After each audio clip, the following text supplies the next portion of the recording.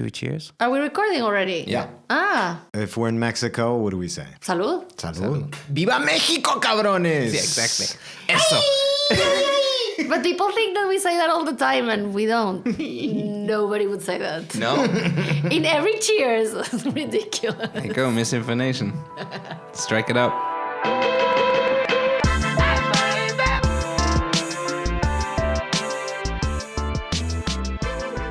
There are things we think we know about places, but history, prejudice, stereotypes, and the viral nature of 24-hour news and social media has made common knowledge about faraway places more twisted than ever. Today on MisInfoNation, we try to clear up some of the outright lies, mistakes, myths, and misnomers of an entire country by doing what we do best, by having a chat with someone who actually knows what they're talking about. Today, we ready our minds, stomachs, and souls to tackle the United States of Mexico. Yeah. These 31 federal entities and Mexico City, which is its own thing entirely, is a rich, historied country with incredible food, ancient culture, and iconic identity. Also, long fiestas and longer siestas. Or is it? Today on MisInfoNation, we head there with our friend Elena Garcia Beltran. She's a mother, she's a lover, she's sometimes a fighter, but most importantly, she's the most hilarious corporate lawyer you will ever meet. Elena made sure this was going to be a really, really special episode. Especially for me, a Bolivian raised on Mexican media, idiosyncrasy, language, and culture. I'm very excited. Because I get to come at one MisInfoNation episode from two sides. As somebody who went to an American school, but in Bolivia. So I get the racism of the gringos south, and then our kind of love of Mexico. All of everything we got, they were dubbed by Mexican actors. Okay. So our idea of the way you speak Spanish is The Mexican way. Mexicano way. Do you tone down your accent here? I think that my accent hasn't changed because I moved with expats, like with your sorry asses. So I don't get to actually speak in Spanish that much where I like change my accent like Paulina Rubio or all of these like Mexicans that came to Spain and changed their accent. But in Spanish, I think I speak the same as when I'm in Mexico. Yeah. Okay. So, Elena sat down with our sorry asses to talk about some of the foibles, fixtures, myths, and stereotypes of her home country. And first up, a question we didn't even think was a question.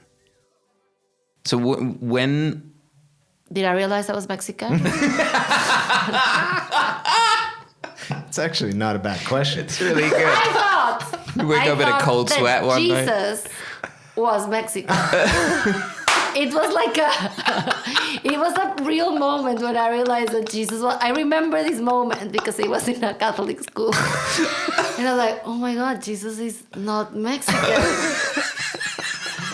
She's right though. If you look at Jesus, he's a little bit Mexican. He's a little bit Mexican. And also because like the church, everybody thinks that Jesus is where they're from when they're children.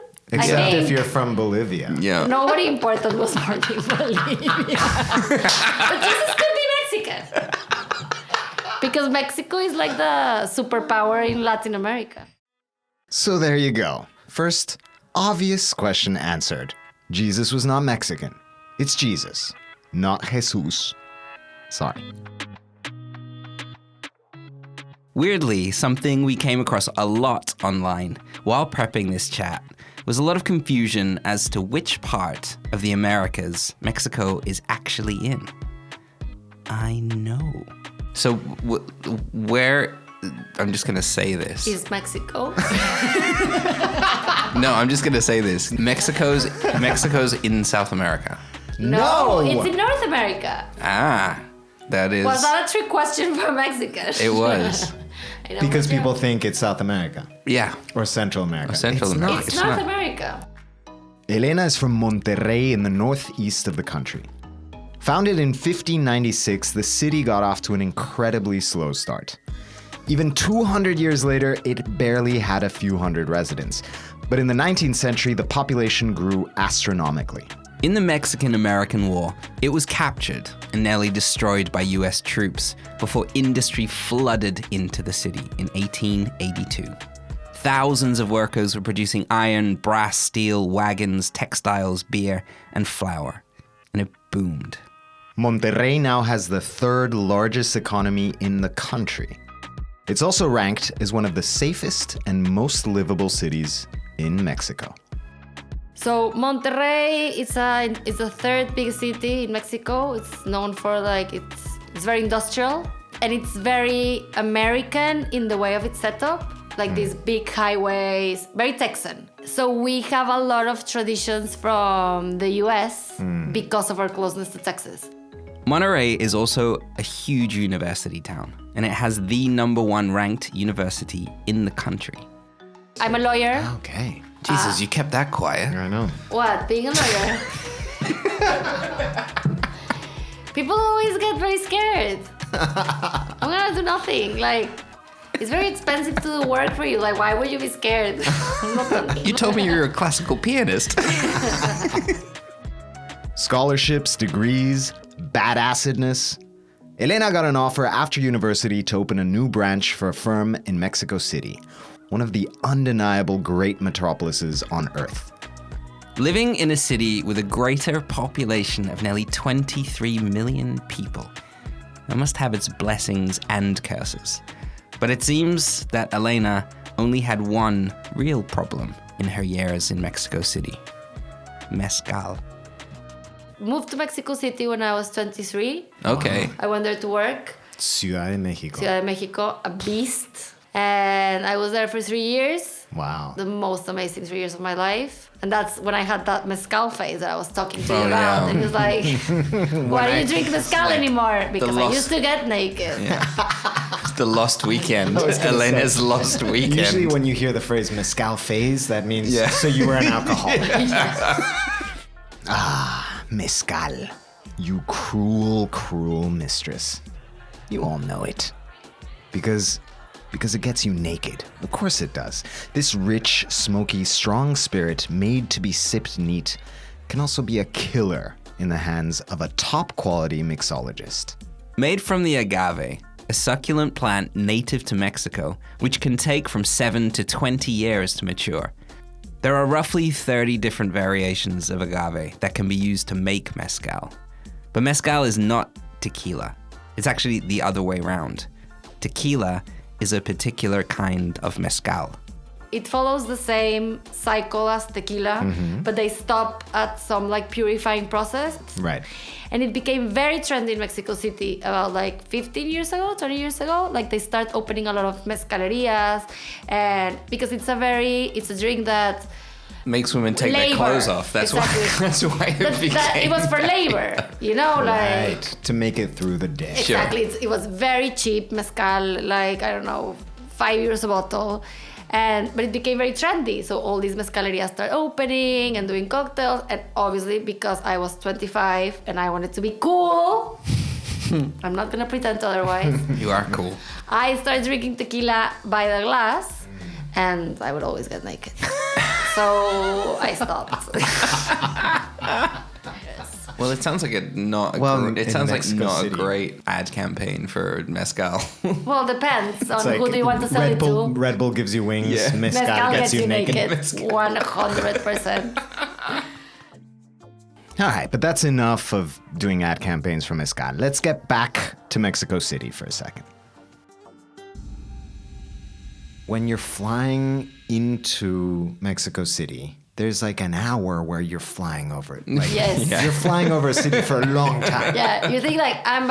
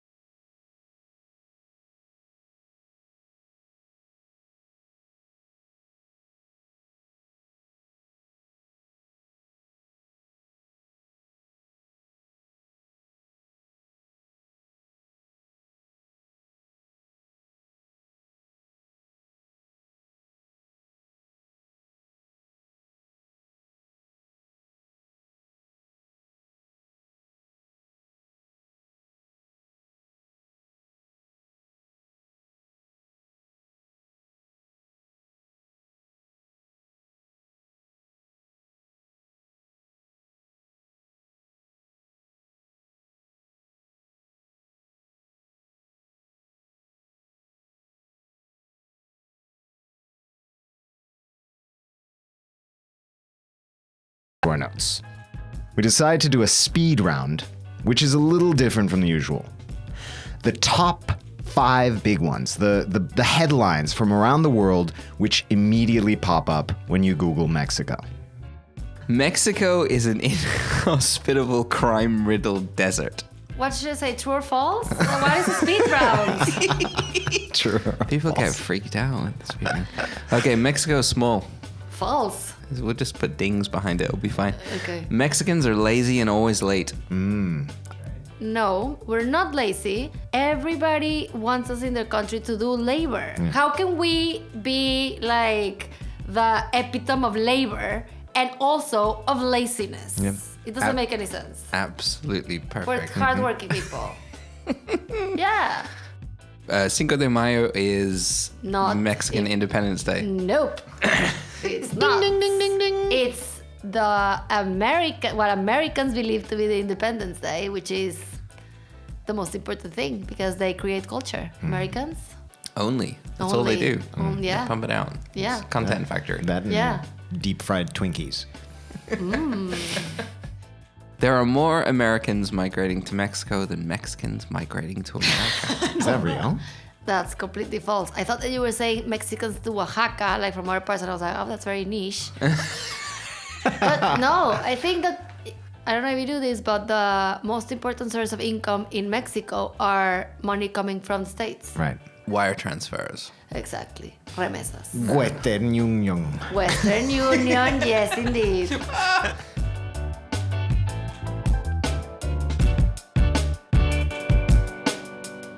So every now and then on MisInfoNation, we bring up something that lights up our guests' eyes, their heart, their soul.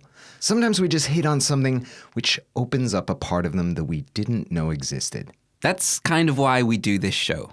And on my piece of paper, I had one word written down, which, knowing Elena a little, I was certain she would not be into. And boy, were you wrong. And that word was telenovelas.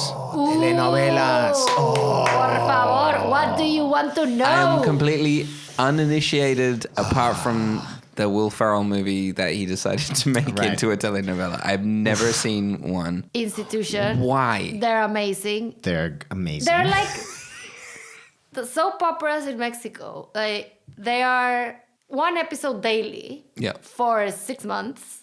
A drama, always involving love. Very clear villains. Yes. Los malos. Ella es la mala. Y la buena, ¿no? The main character, the protagonist, is like this woman full of virtues. It's also very sensual and half naked because she's poor. She's dirty, but she's beautiful.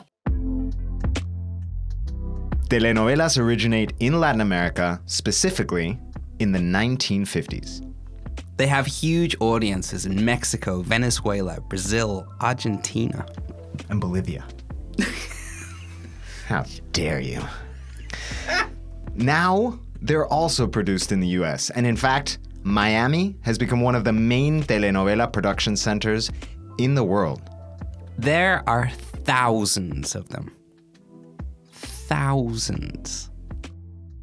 My favorite was A Mil por Hora. This is what I'm thinking. Tell me if I'm wrong. Yeah. Vaseline lenses, long zooms, Of course. tears in the eyes, Yeah. like And then bad piano. A lot of like tune, and people like staring at each Somebody- other. yeah. And that scene would be the ending and it lasts 5 minutes when they were like, Chun chun chun. oh, I almost die and come back to life. And it's insane. And like you just said, we would go back to school and be like, did you watch the episode? Yes, I did. And then the one that didn't, no, I couldn't. And then you would recap it for your friends. It's amazing because Act you get out to the whole relive thing. again. So we wondered if there was something beyond the kitschy, long-staring, cheesy entertainment value of these things. What do telenovelas say about the country? Take it away, Elena. Our personalities were modeled by soap operas. Is it a way, because you're saying it's a very kind of conservative society, is it a way to get like kind of the dirtiness? Is it salacious? I think it's become more salacious with time, but back in the day, I think it was more a way for the government to get culture into Mexico, like redeeming poverty. Like they have this saying in Mexico, like, I'm poor, but I'm honest. Or I'm poor, but I'm clean. Or I'm poor, but I'm happy. So seré pobre, pero soy honesto. Soy pobre, pero soy feliz. And those were phrases that were repeated constantly in soap operas. Yeah. Also because Mexico is a very poor country. O sea, well, poverty overall. And it was also a way of the government to, like, keeping people from revolting, I think. Like, so there's a lot of people talking about how soap operas modeled people's personalities and also put into the culture what the politicians wanted to put in. Because like glorifying poverty. Yeah. It's like opium of the amazing. masses. yeah, 100%. And also because this, like, obviously the government for a long time was a dictatorship, basically. Like, we did have changes of president because it's ingrained in the constitution, but it was the same political party ruling For a long time. for 70 years. Yeah. So basically after the Mexican Revolution, which was in 1917, until 2006, I think, was when the next more than 70 years. And people would not do anything, would not revolt against that. It was very corrupt. And people would just go on with life thinking, yeah, this is what it is. We'll be back after this short break with superstition, food, the darker side of Mexico, and the goat sucker. Yep. And also a quick reminder before we go to a break to head over to the App Store now to download the Cerca app on iOS. Every episode of MisInfoNation and Passport are there, as well as tons of other travel shows and our beautiful guide series. There's extra features such as maps, favorites, photos, plus an incredible concierge service to connect you with local people on the ground to answer your questions in real life and in real time. No robots. Anywhere you want to travel. We'll be right back in a minute.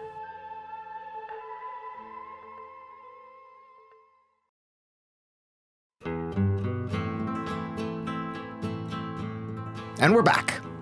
Sayings, idioms, and popular phrases are something we've become obsessed with here at MisInfoNation. They follow us around, they can shape our lives and the culture they stem from. Mexico is no different. But they do have a very unique way of looking at the world. So we hit Elena with a few of our favorites, including this little gem. Con dinero baila el perro. If you pay enough money, you can get whatever you want. Yeah, it's with money the dog dances, right? Yeah, but it's like basically, Well, if you offer enough money, yeah. you'll get stuff done. Árbol que nace, torcido jamás, Endereza su su tronco. troco endereza. What is that? Like, if you've always been a little shit, you will be a little shit your entire life. Like, don't So it's trust like- people that are saying that they've changed. People don't change. If a tree was born crooked, twisted, It would never never gonna be get straight. It's never going to be straight. Which I think is false. más sabe el diablo por viejo. Que por diablo. It's like you know more stuff based on experience than just by learning stuff. Lo barato cuesta caro. Yeah. If you take like the short way to do something, it would take you longer. Like don't cut Toca Connors. corners. Ryanair. Spirit Airlines. Exactly. Standing room only. We'll make you pay to go to the bathroom. Okay, another speed round. Mexican superstitions. What about them? What do you want to know? All right, Neil found a list of some of the strangest Mexican superstitions. So you can tell us if you've heard of it, if you believe in it, or if you don't. Okay. I swear I laughed for about 8 straight minutes after discovering this first one. If you ever dare stare at a dog while it shits, you'll get a pimple in your eyeball. I believe that. Ding, ding, ding, ding, It's ding. one of the greatest things I've ever read. It's so visceral and horrible. It's not a thing to believe, it's science. What I love is It's a fact. that right under this listicle, there's just an Yeah, image, this and image, all it says this is image. this image is no longer available. No, but it's not. It's more like I have this in my eye, like una perrilla, Yeah. and someone will go like, you saw a dog having a week. O sea, it's not like I saw it first and then I get it. It's just like I got it, and someone comes with this scientific explanation, and that it's because you saw a dog having a week. It's more just looking at a dog in its eyes while it's doing a poo. I just really find it funny. What is up with that? Because it feels like a telenovela scene where you're just like dun dun. Dun, But it's like dun, and it's automatic. It's like I'm getting a perrilla. It's called you saw a dog. Yeah, I must have. all right, it's true. It's true. Science. All right. Yes.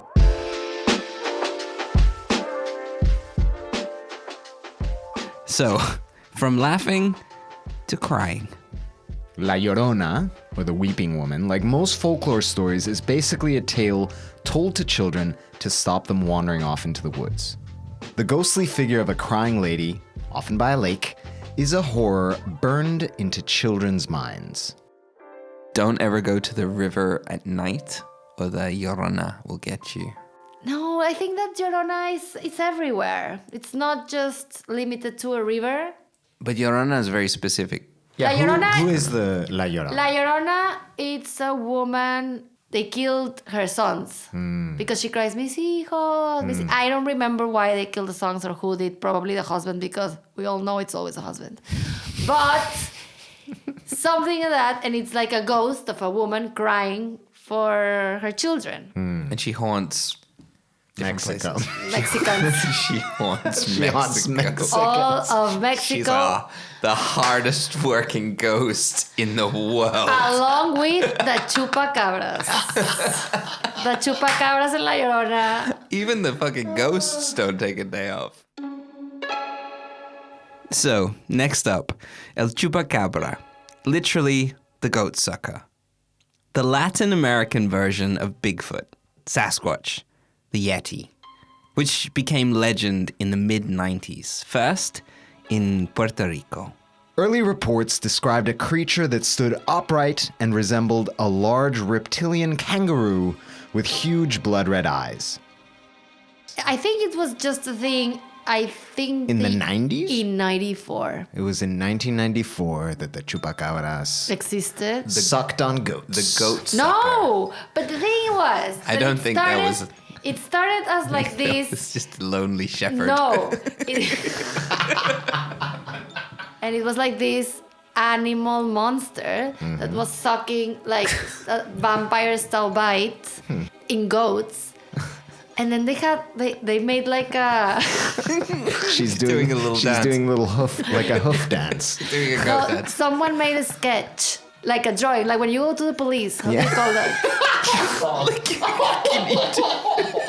How do you call that? Like A police sketch. a A police sketch. It had tiny little And hoops. then, so there was this drawing all over the news about how the chupacabras looked like.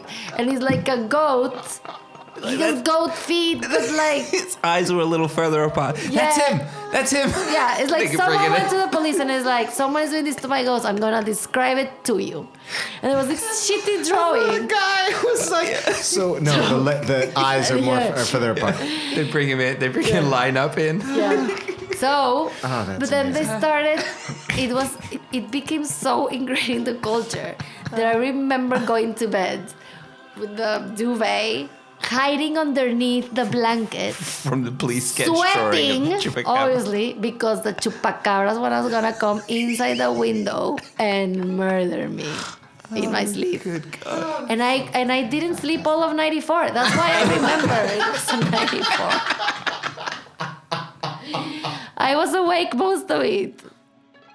Okay, so most sightings, even photos, and yes, there are photos, not just police sketches, of the famed chupacabras, are now almost universally accepted to be sickly, starving coyotes with mange who developed a taste for goat.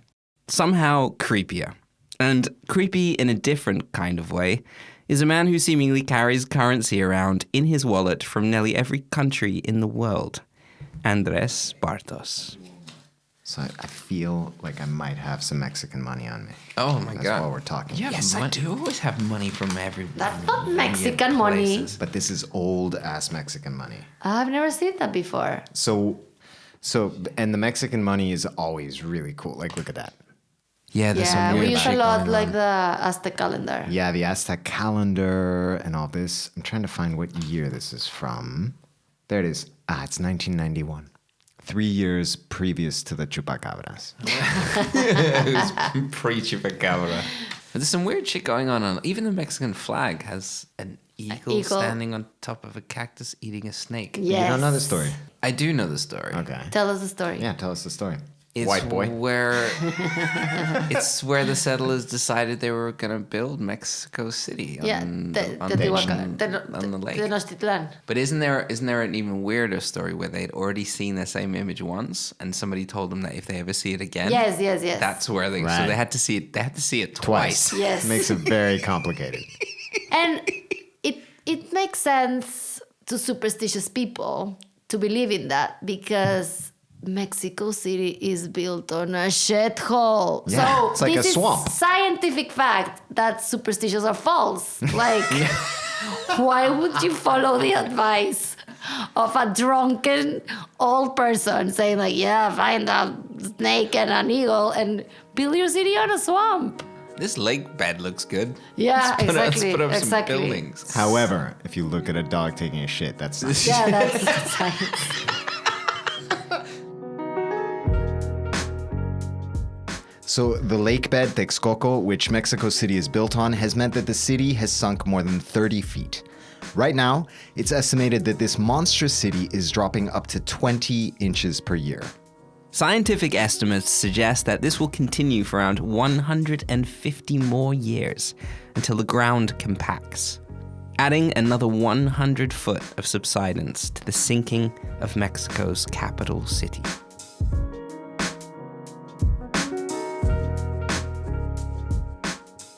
Mexico is a country filled with languages. The Mexican government uses Spanish in the majority of its proceedings. However, it recognizes 68 national languages, 63 of which are indigenous. Of the indigenous languages spoken, 2 of the most used are Mayan and Nahuatl. Azcapotzalco, Texcoco, Tenochtitlan, Tenochtitlan. These are old Aztec words. I'm just gonna have to leave that in. And also, this one, Popocatépetl. Popocatépetl. She does it really good. Popocatépetl. Popocatépetl. Which is a volcano? It's a volcano, an active volcano. Yeah. Popocatépetl. Nope. Popocatépetl. Popo? You sound like Adam Sandler 'Cause falling down his flight of stairs. Are we gonna stay here until he gets it right? Poca. I'll spare you the suspense. I never got it right. We're going to talk about food. Yes. And potentially diarrhea. Oh. Okay, yes. Mexico, a place whose food needs little introduction. We picked a particular taco first. Taco de ojos. Eyeball tacos. Usually cow eyes. They are a real thing. But we were totally unaware of its double meaning. Tacos de ojos. Tacos de ojos. What animal? No, puñetas. Taco de ojo is when you fancy someone. Oh. What? Are you Yeah, serious? yeah. Oh, that's Oh, really you got good. like taco eyes. That's amazing. O sea, That's me really estoy good. echando un taco de ojo. Oh. Stop flashing me them taco de ojos. I was like, I never had a taco de ojo, but I have. I don't think I've ever had taco de ojos. Fantastic. Staring at someone and having a good time while staring. Your eyes turn happy. Yeah, but not necessarily falling in love. Right. Just like being a sex pest. That's it. There are more than 50, let's say, officially named tacos found all over Mexico. But like Elena says, anything can be a taco. The taco is a national treasure because a tortilla is like bread. You put anything on bread. Right. So you can put anything on a taco. So a taco is not, it's not what the world feel it is. Like a taco is you do all of your tacos are made of leftovers. You have tacos almost every night for dinner, because if you had like some beef, for example, and you didn't finish it, then you cut it in little squares and put on some tomato and cebolla and aguacate and some then hot sauce. Exactly, and then you have a taco. Jesus. So, or you can have a taco with eggs for breakfast, or you can put anything on a taco, or just avocado, and that's a taco. However, in Mexico, there's one thing. And this one thing, it can only be one thing. Guacamole. Guacamole is just smashed avocado. Nothing else. Nothing else. Nothing else. All that other horse shit is gringo. Not gringo, but it's people masking avocados. If you have an avocado in Mexico, they taste like green gold. There's no need to put anything on it. Maybe a little bit of salt, but no. All right. You hear that, people? That's right. Now, let's talk salsa. There are many, many variations in the ingredients used to make Mexican roasted salsa. However, when it comes to pico de gallo, the recipe always includes the same base ingredients. Fresh ripe tomatoes, onions, chilies, cilantro, lime juice, and salt. A proper Mexican household has their own made salsa. It's bottled, it's got the cork in the top, and there's like dates written on it. Says naco. No, you made it every day. You make it every day fresh. You make it every day, or like maybe twice a week. So you make a fresh pot of salsa and you get it out for as many meals as it lasts, and then you make another.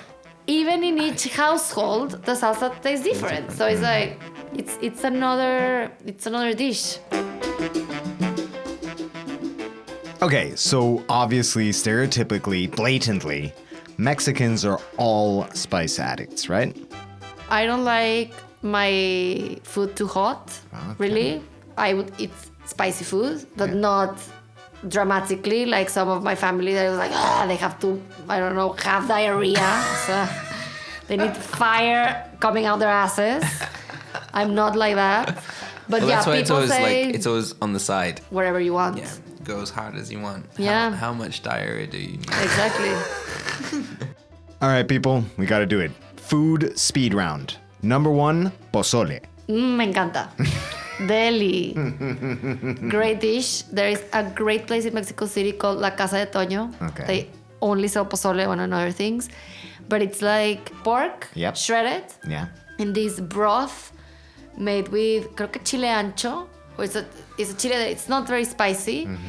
And Me and Andres just would sound like Philip Seymour Hoffman, right? We're just like, and like big pieces of corn. And choclo. Uh-huh. Choclo is what we say. It's like the big tooth corn. Sí, and it's a soup. But in this place called La Casa de Toño, you have all the broth you want. So they give you a lot of pork, but if you finish the broth, they give you it's bottomless broth, which is the best. get the Jesus. It's the best, and it's so cheap, delicious. Number 2, sopa azteca. I really like it. It's como la sopa de tortilla. It has like fried Roasted tortillas. Yeah, that's fried it. tortillas, and you put avocado, and it also has some kind of chili. Creo que también es chile ancho, and tomato, and everything tastes very samey but different. Deli. Number 3, chapulines. Grasshoppers, they just crunchy, and You don't seem too excited. they're not that exciting. Did you get So what do you get? Did Like you get a pimple cone, in your eye? A cone filled with grasshoppers? Or how do you No, order? like They have little like a taco. waistcoats on? Yes. How did you know? And you eat them and they scream, no! Number 4, huitlacoche. I love that. Yeah, what it's is the fungus of the corn. Delicious. It is. I love it. It's really good. Corn fungus, yeah? Yeah. But how do you eat it? What am I? If I order it, what do I In a get? taco, like in a quesadilla. So you put Okay. like cheese and huitlacoche. And some corn fungus. It's really good. Yeah? Yeah. What color is it? Black. It's translated here as corn smut, which I might draw the line. I would at. try it.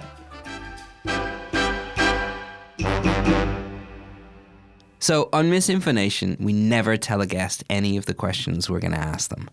But we always ask them to bring their own list of what the obvious questions are to them. And Elena did want to talk about a few things close to her heart, including safety in a nation forever publicized as being incredibly unsafe.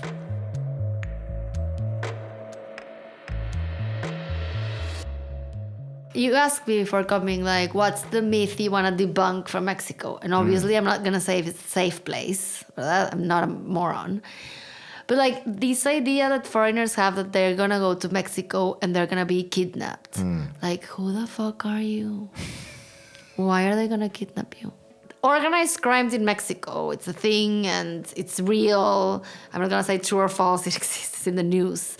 But, like, it's all about domain of a territory and like fights between themselves. And in the really bad days, it was like in mid-noughties, it was about when it got really, really bad, especially in the north. In Monterrey, it got really bad. You had people hanged by bridges and stuff like that. It was horrible. But it was between them. Yeah. It got a little bit with society because they started getting with citizens and stuff like that, especially because the federal government decided to do like this war against drugs, which has always been, it never works. And it started getting really bad. But even when they were kidnapping civilians and stuff, they were targeted. Yeah. So I'm gonna kidnap you because you're wealthy, because we know your family, because we know their resources. It's a political problem.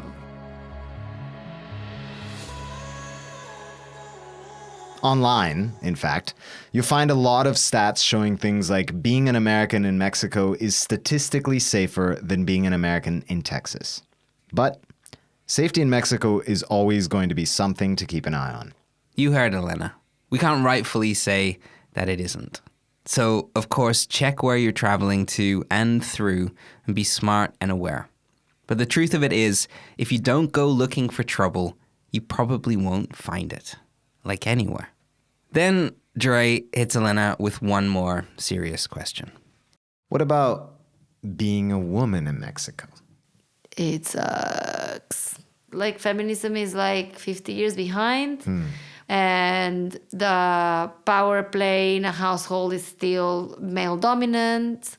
And yeah, like for instance, my own mother, she believes that my husband is the best man on earth because he takes care of his own children. Jeez. So my mom, like my husband always says this, like, I love when your mom comes because I have to have a vacation in the macho world. Like, because my mom won't let him do anything because he's a man. Exactly. So I remember when she came to visit us the first time, I was like, hey, hi, mom, come sit down. He's like, oh, okay, what about food? Yeah, don't worry, Dan's making dinner. She was like, what? Really? Yeah, he's making dinner. But she was like, she was so uncomfortable. She couldn't handle she it. couldn't handle it. She couldn't handle like a man taking care of her instead of her taking care of a man. It's the world upside down. Yeah, she was like, what? We're 30 years behind on women's rights in Latin America in general. And you feel it being there.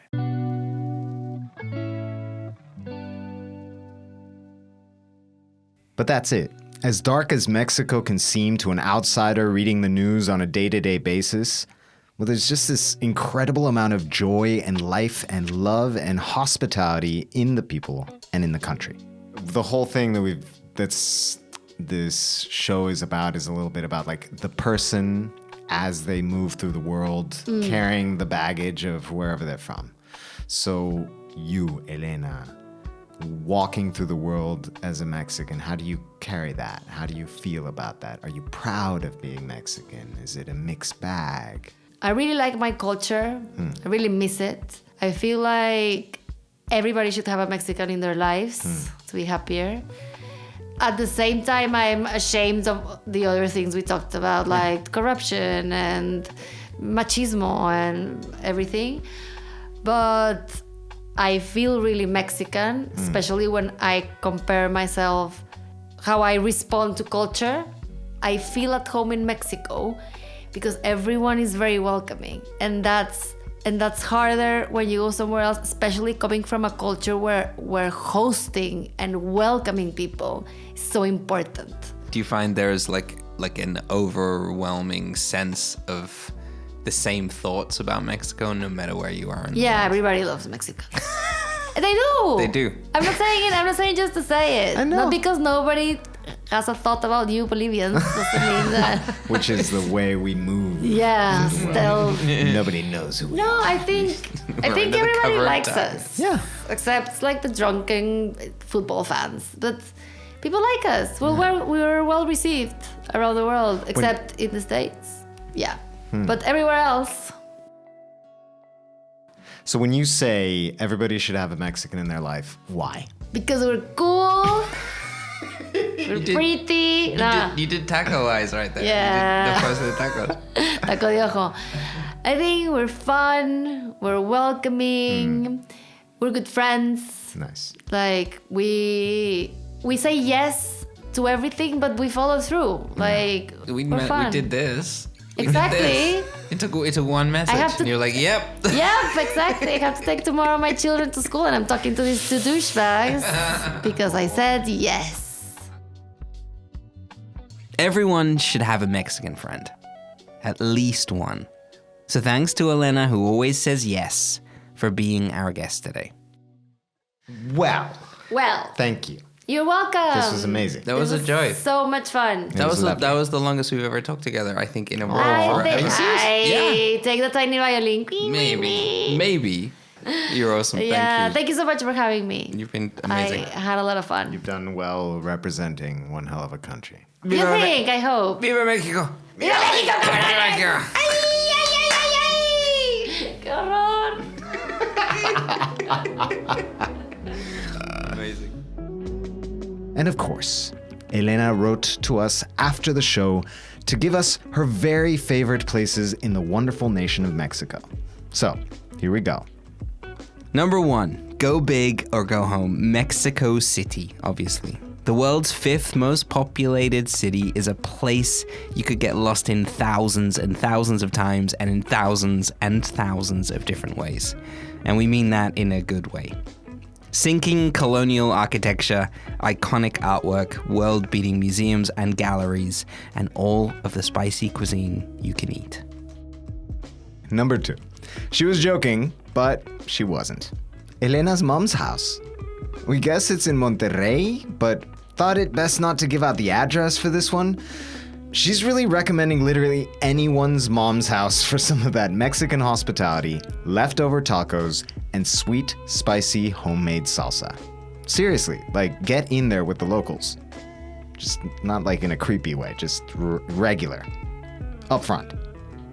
Number 3, Sinaloa-style seafood, which Elena claims is best eaten the day after drinking mezcal and getting naked. The style is very fishy and very tasty.